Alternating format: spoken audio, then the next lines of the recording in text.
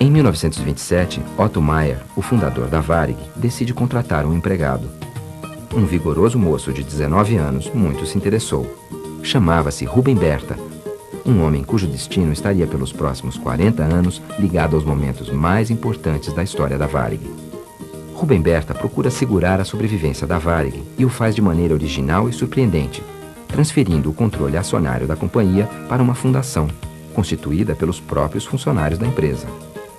O Estatuto da Fundação prevê a prestação de serviços médicos, dentários, farmacêuticos e hospitalares e outros benefícios para os funcionários da empresa. Com esses benefícios, a Fundação promove uma melhoria na qualidade de vida dos funcionários, aumentando sua motivação e comprometimento. Tinha um vizinho que tinha uma biblioteca muito grande. Enquanto os irmãos menores do que ele iam para a calçada, jogar bola, brincar com os amigos, ela procurava por ele e sempre encontrava ele na biblioteca devorando livros. Não desiste de estudar e quer ser médico quando crescer. Lia muito sobre medicina, mas aí ficou tudo esquecido, né? Porque ele se encantou com o trabalho que foi fazer junto ao seu Otto Maier. Logo conhece Vilma Weber, um namoro que vai durar para sempre. Ele, quando a visitava, sempre pedia para ela tocar piano, porque ela era professora de piano. Sempre ele pedia para ela tocar um pouco, porque ele gostava muito de escutar, ele gostava muito de música. Com 19 anos, noivo de Dona Vilma, Rubem Berta resolve mudar de emprego.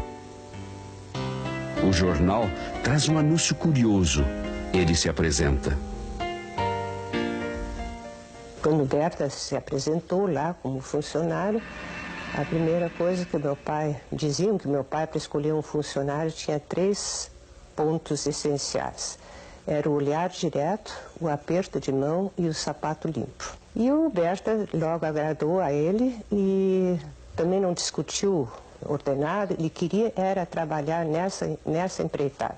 E dali eles partiram para um companheirismo muito bom, porque o Berta não se importava, nem meu pai se importavam com o que faziam, desde que fosse do trabalho deles, né, que fosse pela empresa. A Aviação Aérea Rio-Grandense contrata seu primeiro funcionário. A primeira companhia aérea brasileira nunca mais vai se dissociar do nome de Rubem Martin Berta. Ele era tão dedicado à Varig que a minha mãe às vezes dizia: eu sei que o Rubem tem uma amante, é a Varig. O alemão naturalizado brasileiro Otto Ernst Maier fundou a Varig em maio de 1927. Quando chegou ao Brasil, ele, que tinha sido observador aéreo na Primeira Grande Guerra, percebeu logo as distâncias continentais do país. Não demorou a se convencer da necessidade de uma empresa de aviação nacional. Depois de várias tentativas para levantar o capital que precisava, foi no Rio Grande do Sul que conseguiu apoio para os seus planos de voo.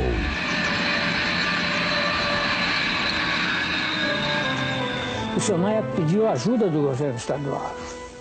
E Borges Medeiros, com a aprovação do Congresso Estadual, fez uma lei que estabelecia a isenção dos impostos para a companhia aérea que fosse fundada no Rio Grande do Sul por 15 anos e que estivesse com uma linha funcionando regularmente a critério do governo do Estado. Era o tempo dos hidroaviões que levantavam voo das águas do Guaíba. A rota limitava-se à linha da Lagoa, fazendo Porto Alegre, Pelotas e Rio Grande. Ousadia e improvisação eram as marcas desses primeiros tempos, e muitas vezes Otto Maier e Rubem Berta remavam o barco que transportava os passageiros até o hidroavião. Rubem Berta teve 2 filhas com Dona Vilma. Seu maior passatempo era passear com elas para ensinar as coisas que sabia. Até uma plantinha no meio daquela grama ali nativa, ele descobria para explicar, né, falava sobre botânica, tudo bem explicadinho, com paciência. Ah, uma pessoa fantástica, uma pessoa assim com uma visão, com uma coragem, a expansão deles pelo todo mundo lá fora, isso foi tudo na época dele, né?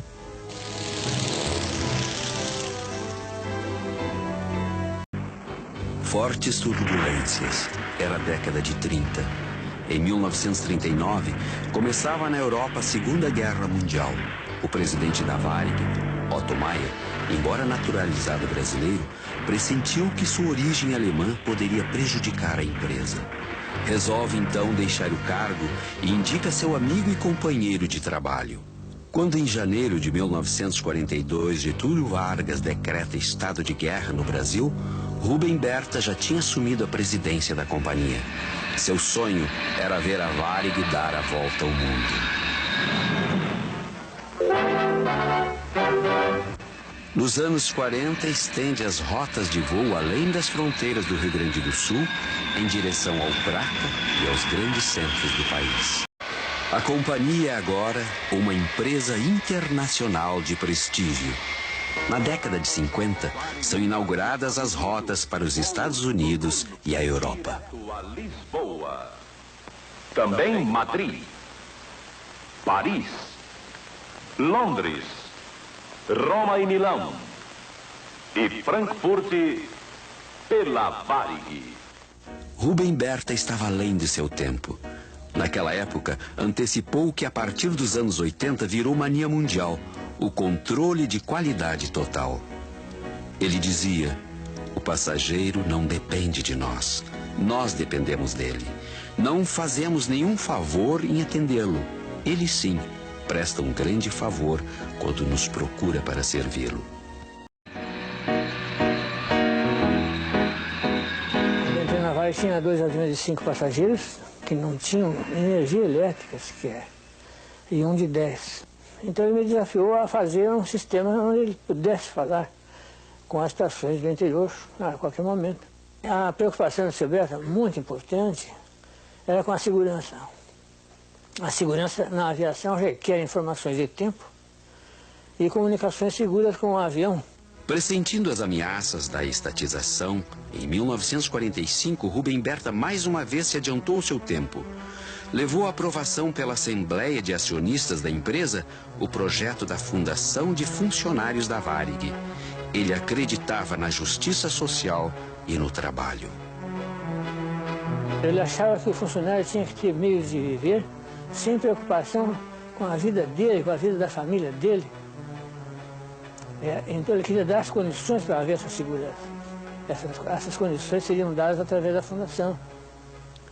Em segundo lugar, ele queria premiar os funcionários pelo que tinham feito para a companhia existir, dando ações da fundação, mandando 50% da companhia pertencia aos funcionários. Rubem Berta não se limitava às atividades aéreas. Discutia filosofia com seu amigo Otto Maier, lia muito sobre assuntos ligados ao meio ambiente e era apaixonado por agricultura. Trazia livros e tecnologia de suas viagens ao exterior e as aplicava aqui no Brasil. Comprou fazendas, criou gado de corte de leite, investiu num aviário. Ele queria diversificar a cultura agrícola do estado. A primeira plantação de maçãs da região de Vacaria foi de Rubem Berta. Hoje, Vacaria é a maior produtora da fruta no Rio Grande do Sul. A ideia de que ele conversou com muita gente, inclusive do próprio Japão, dos livros que ele trazia do Japão e benefícios que se tinha no Uruguai. Então nós plantamos maçã num pomar e esse pomar deu uma produção de maçã espetacular. A própria Varig, ele mandou comprar uma fazenda em Tupaciretã de 7.000 hectares, onde a fundação se beneficiava dos benefícios do que uma fazenda pode render. Isso era vendido para os funcionários, né? A preço de custo. Ele trazia novidades do exterior com a intenção de estimular novas culturas. O Brasil daquela época ainda estava muito distante das facilidades da importação. Eu me lembro que uma ocasião ele comprou e trouxe digamos, um aparelho para poder produzir alface sem ser na terra. Suas ideias inovadoras na área da agricultura, entre elas um projeto de ocupação racional do interior brasileiro, valeram a ele 2 convites para ser ministro da Agricultura no país. Não aceitou nenhum. Pouco antes de sua morte, o então presidente da República, Juscelino Kubitschek, escreveu uma carta a Rubem Berta onde dizia: "Foi o único homem que não pediu nada, não propôs nada, e quando convidado para ministro, deixou o presidente 3 dias à espera de uma resposta, para afinal recusar." À medida em que era absorvido por seu trabalho e pelas novas conquistas no mercado nacional e internacional, Rubem Berta tinha cada vez menos tempo para sua família. Nas contínuas viagens que fazia, o homem romântico tomava o lugar do homem de negócios. Em algumas cartas escreveu para sua esposa, Dona Vilma: "Quanto mais passam os anos, tanto mais te quero e te preciso, para esse equilíbrio interior, sem o qual um homem não pode viver. Teu, Rubem."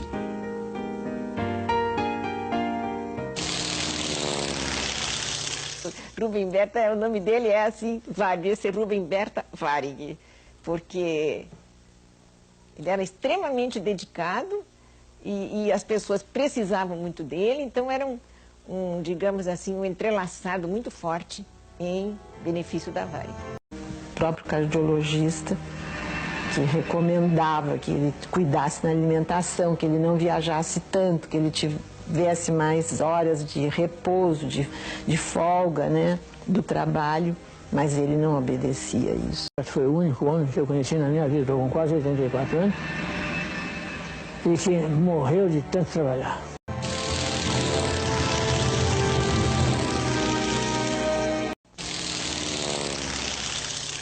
Eu vejo a Varig como uma árvore com as raízes abaixo do chão, o tronco aqui na minha frente e a copa com os frutos.